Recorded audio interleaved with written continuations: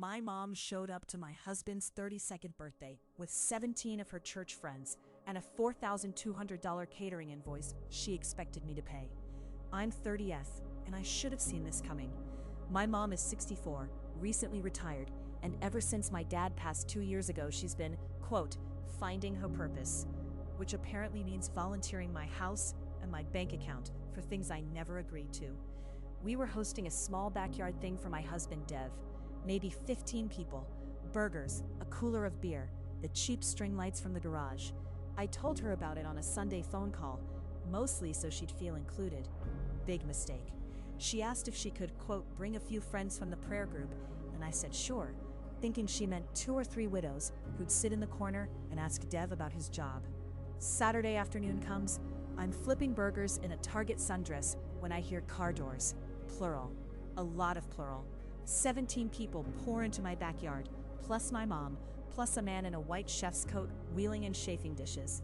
But that's not even the worst part. The chef walks straight up to me, smiles, and says, quote, Mrs. Patel, your mother said you'd be settling the balance today. He hands me an itemized invoice, $4,200, lamb biryani, 2 carving stations, a dessert table, gratuity already added. I genuinely thought I was being pranked. I pulled my mom aside by the rosebush and asked her what this was. She got that wounded look she does and said, quote, honey, it's your husband's birthday. I wanted it to feel like a real celebration, not a barbecue. I told her I never asked for any of this, and I wasn't paying.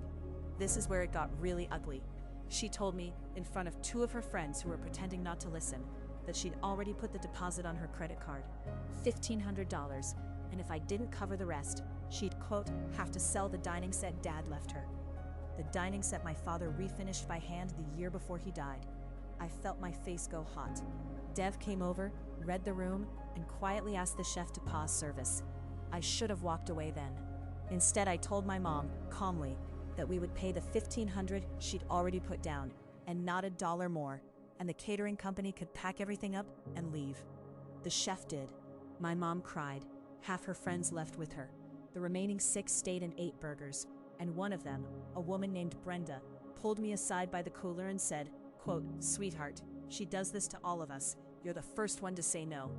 Dad says I handled it right, but I haven't slept properly in 3 days because my mom won't answer my calls and my aunt is texting me that I humiliated a grieving widow in her own daughter's yard. AITA for shutting it down in front of everyone.